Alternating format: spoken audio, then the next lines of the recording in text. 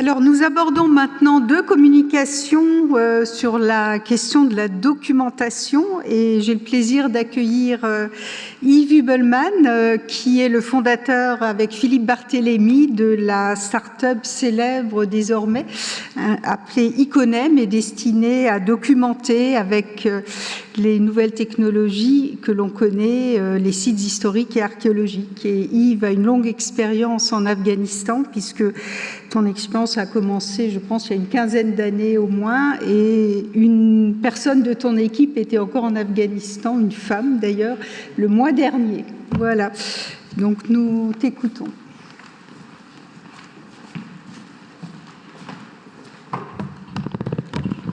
Merci. Merci déjà aux organisateurs de m'avoir invité ici. Alors, effectivement, le projet Iconem, qui aujourd'hui regroupe une équipe d'une vingtaine de personnes qui travaillent dans une trentaine de pays, en fait, à l'origine, est, si on peut dire, un peu une émanation de la DAFA. Parce que donc, en fait, mes années où j'ai travaillé en tant qu'architecte à la DAFA, justement, m'ont inspiré un petit peu pour cofonder en fait ce projet. Et donc à cette époque, c'est effectivement, je pense, en 2007 que je suis arrivé à la DAFA à la demande de Philippe Marquis, qui était à l'époque secrétaire général. C'était Roland Bézinval qui était le directeur de la DAFA. Et à cette époque, une large part des missions étaient dédiées à la prospection archéologique. Donc on partait dans les voitures comme ça pour aller identifier, cartographier les sites, principalement dans la plaine de Bactre, dans ces plaines dont nous a parlé Étienne de la Vessière et Rocco également. Et donc on était justement malheureusement trop souvent témoins de ce genre de scène, donc du pillage. On en a parlé, mais ce qui était choquant, en fait, à l'époque, ce qu'il est toujours aujourd'hui, en fait, c'était l'ampleur souvent industrielle de ce pillage, qui effectivement affectait quasiment l'intégralité des sites qu'on pouvait prospecter et dans lesquels on retrouvait effectivement ces morceaux de céramique. Il pouvait prendre effectivement une échelle industrielle, une échelle aussi beaucoup plus artisanale, comme ici par exemple, on a des paysans qu'on avait croisés lors d'une prospection avec un tamis simplement qui essayait de retrouver en tamisant les dunes, des petits éléments archéologiques comme des perles ou peut-être de l'or, on ne sait pas très bien, qu'ils allaient revendre en fait au bazar de Balkh ou au bazar de Arksha, avec des outils un petit peu de fortune. Ce pillage entre guillemets était vraiment, accepté, pas forcément considéré comme complètement illégal. Et là, cette image nous ramène près de Aïr Hanoum, dont on a beaucoup parlé. Et ce qu'il faut savoir, c'est qu'à une vingtaine de kilomètres d'Aïr Hanoum, il y a une chaïkhaneh, une maison de thé, en fait, dans lequel on trouve effectivement des colonnes qui proviennent vraisemblablement du site, qui ont été montées de manière un peu intuitive, on va dire, sans forcément les connaissances de l'architecture classique, mais qui montre à quel point, effectivement, dans un contexte rural, effectivement, on pouvait réutiliser, revendre assez facilement, en fait, le matériel archéologique. Alors, pourquoi je vous raconte ça? C'est parce qu'effectivement, donc ça c'est le site qu'on a vu effectivement d'Aïr Hanoum dans son état aujourd'hui pillé. C'est que c'est face à ce spectacle en fait qu'on était aussi face à notre responsabilité un petit peu collective de comment préserver en fait ces sites qui sont souvent très éloignés, donc difficiles à protéger, dans des contextes sécuritaires assez tendus.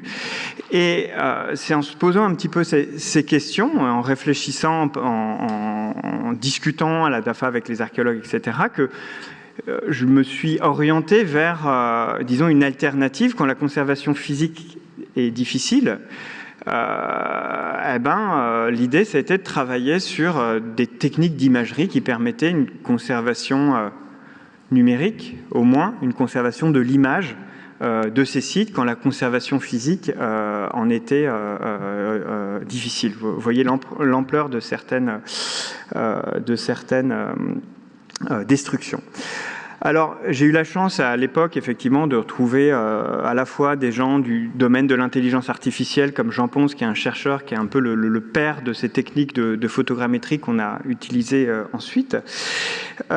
Et on a aussi tout de suite trouvé, grâce à la DAFA, en fait, des terrains d'application qui faisaient sens, dont le premier terrain dont on vient d'entendre parler, donc Messainac, à la demande de Philippe Marquis, en fait, on a testé pour la première fois une méthode qui s'est effectivement maintenant qui s'utilise de manière très très courante en archéologie, qui est à la fois le couplage des technologies de drone avec des technologies justement de reconstruction 3D photogrammétrique. Alors ce qu'il faut savoir pour contextualiser, c'est que donc à cette époque, Messainac n'était quasiment pas fouillé.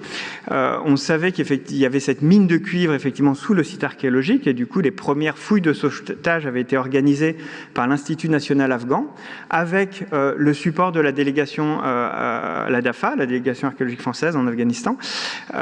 Et donc, à cette époque, on discutait beaucoup avec Philippe Marquis pour essayer de voir effectivement ce qu'on pouvait faire, sachant que une compagnie chinoise était en train d'attendre que les fouilles avancent pour pouvoir exploiter le site. Donc, il y avait une forme d'urgence. Et sachant que aussi, à chaque coup de truelle, on dégageait, enfin les archéologues dégageaient des statues extraordinaires de Bouddha, et c'est petit à petit, en fait, un nombre important d'une dizaine de monastères, effectivement, sont sortis. Donc face à cette urgence, on a à cette époque amené un des premiers drones civils en Afghanistan, qu'on avait un peu bricolé nous-mêmes avec, effectivement, à l'époque, un photographe, Raphaël Dallaporta, puis Philippe Barthélémy. Et on a commencé à faire, effectivement, des photos sur le site. On en a fait des dizaines, puis des centaines, puis des milliers. Et ces photos, en les organisant, donc en fait, l'idée, c'était que le drone couvre, en fait, l'intégralité du site en prenant des images.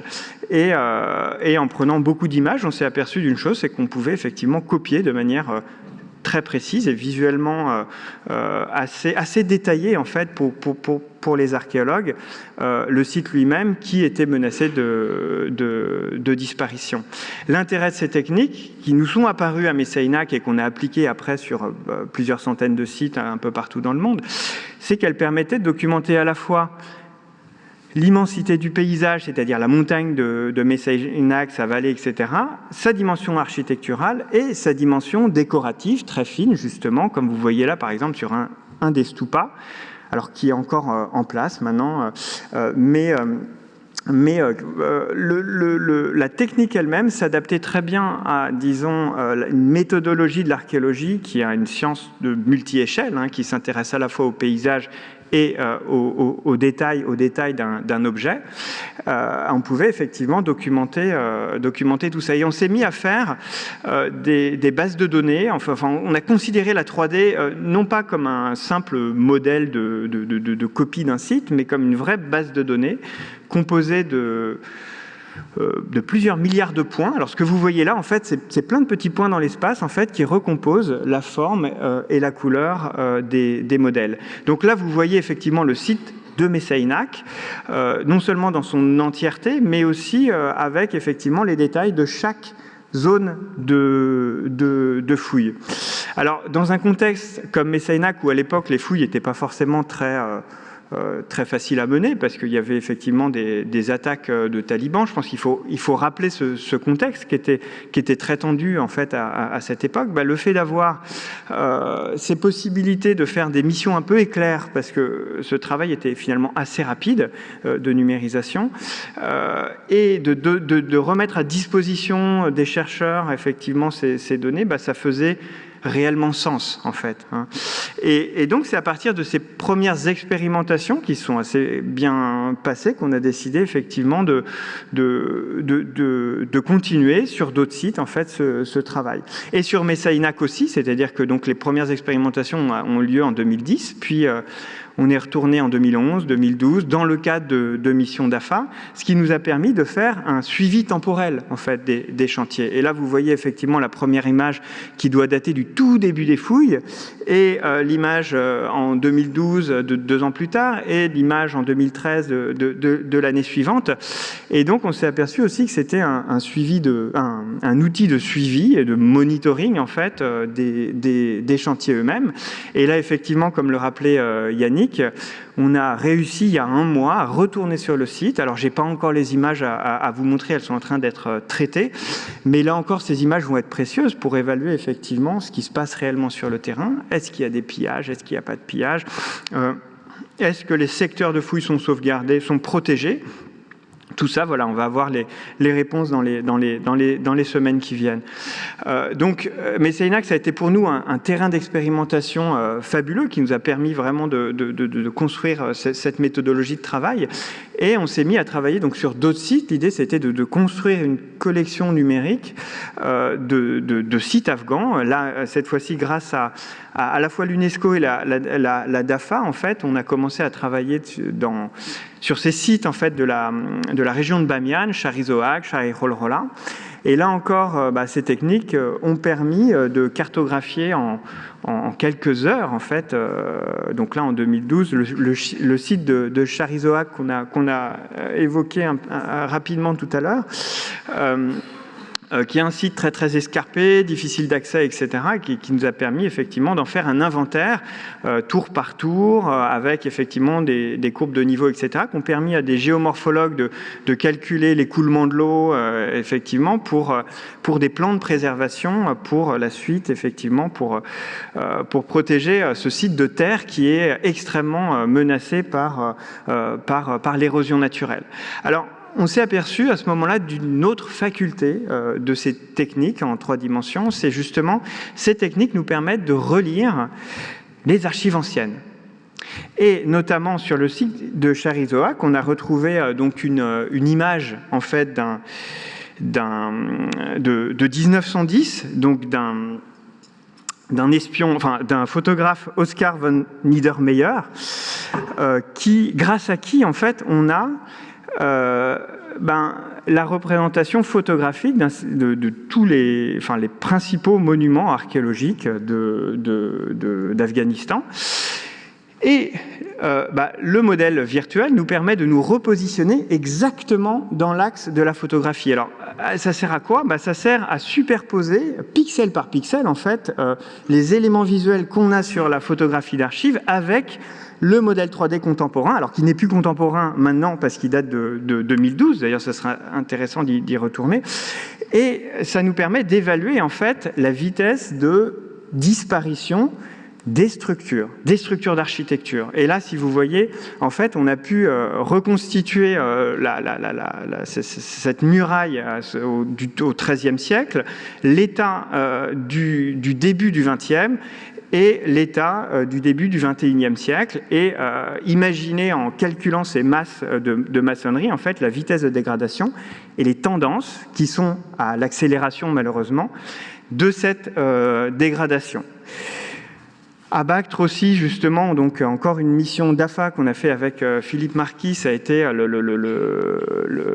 la couverture en fait de ce fameux balaïssar, donc ce gigantesque TP au cœur de la ville de Bactre qui fait plus d'1 kilomètre, dont on a parlé aussi précédemment. Alors l'intérêt effectivement des cartographies 3D, ça nous permet d'avoir une vision aérienne, oui, certes, mais aussi une vision de la microtopographie, c'est-à-dire de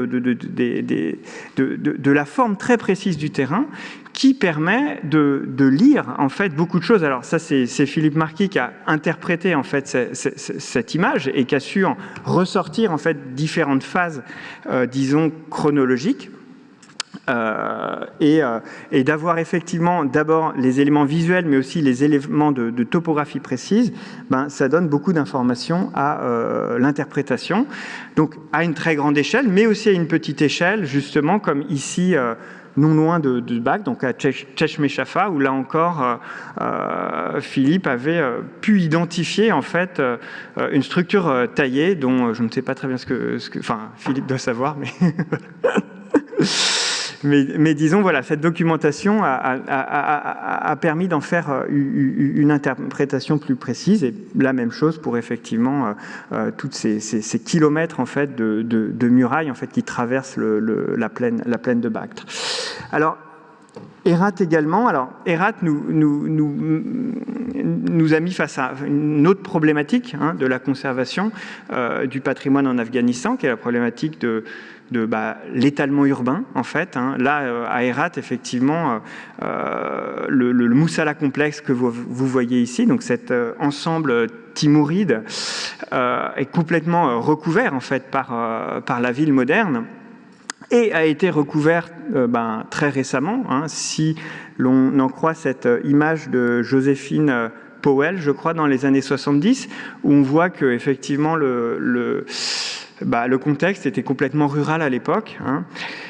Et donc, comprendre l'évolution des paysages aussi, c'est très important pour comprendre la gravité de la disparition en fait de ces sédimentations archéologiques.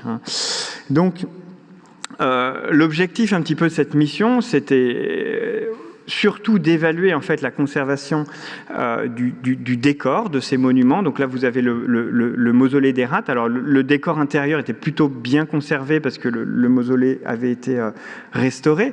Mais si on considère les minarets, alors là, ce que vous avez, c'est un déroulé des minarets. C'est un petit peu comme si vous aviez je ne sais pas moi, dérouler un rouleau de sopalin et vous le mettez effectivement en plan pour pouvoir voir, pour pouvoir cartographier en fait cette superficie où les décors de céramique sont visibles, et pour effectivement pouvoir cartographier cette destruction. Et là encore, l'utilisation de ces archives anciennes, et je pense que c'est encore Joséphine Bell, là vous voyez donc en haut à gauche, donc cette photo noir et blanc qui a pu être projetée sur le modèle 3D, et là encore, où on voit encore les détails des décors qui ne sont plus visibles en fait en 2013 quand on a fait effectivement cette mission. Et là encore, on peut superposer effectivement les deux états, mesurer en fait la surface qui existait encore dans les années 60 et la surface qui existe encore aujourd'hui. On s'aperçoit effectivement de la vitesse de cette dégradation et de cette, là encore, brutale accélération.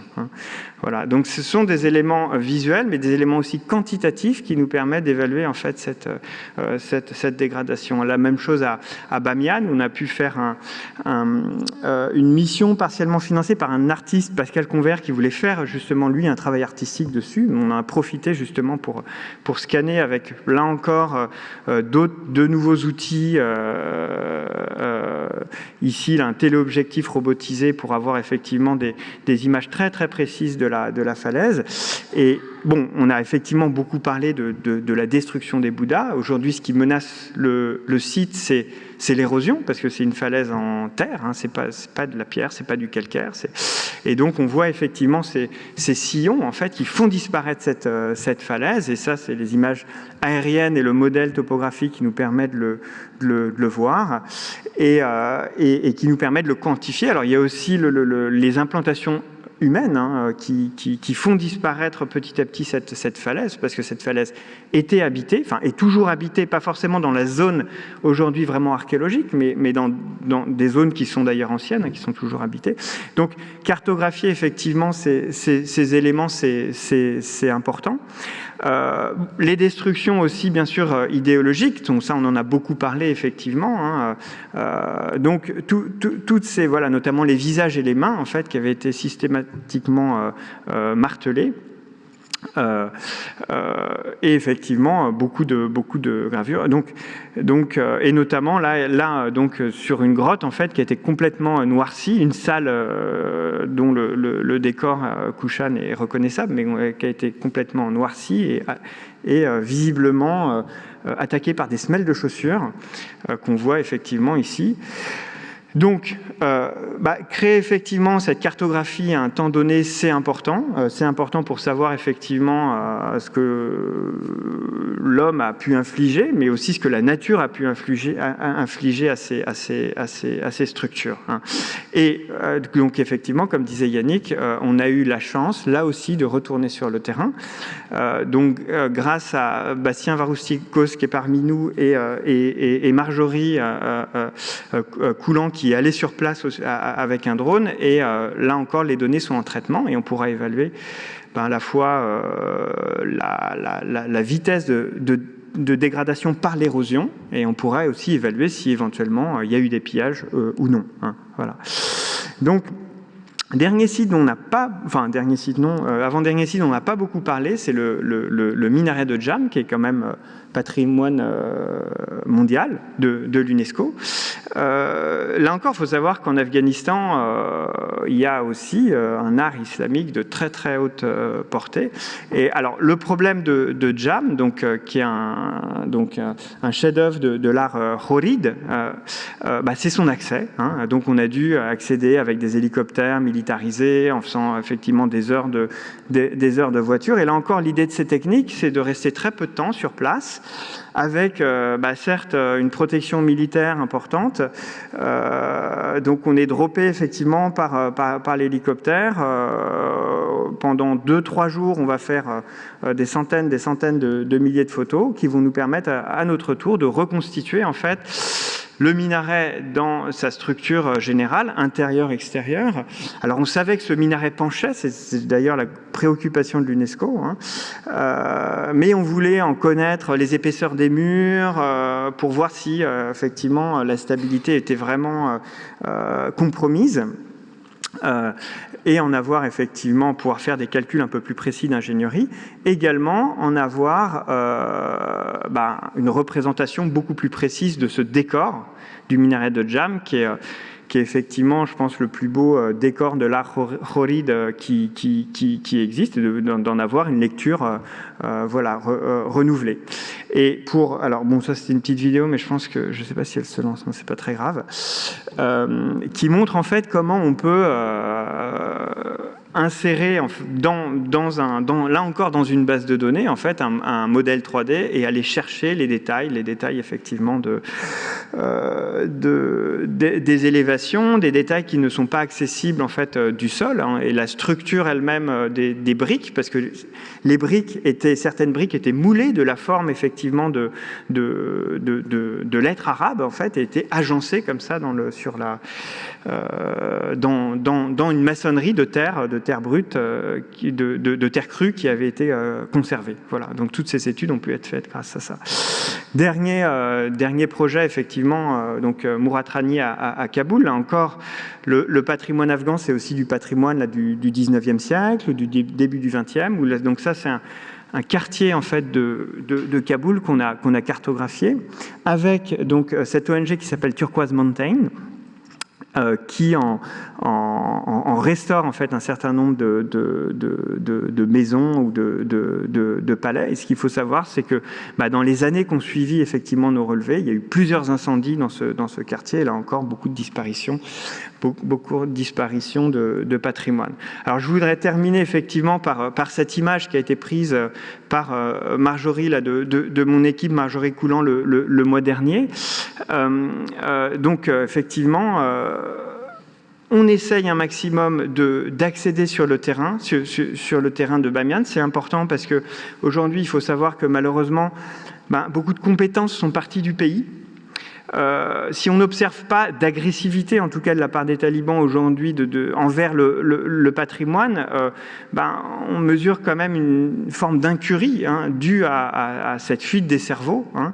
Et du coup, plus que jamais, mon avis personnel, il faut être présent sur le terrain, justement, par ces travaux pour aider à continuer en fait ce que la DAFA fait très bien depuis un siècle maintenant, c'est aider à la conservation de ce patrimoine pour que les générations futures puissent en profiter autant que nous. Voilà, je vous remercie.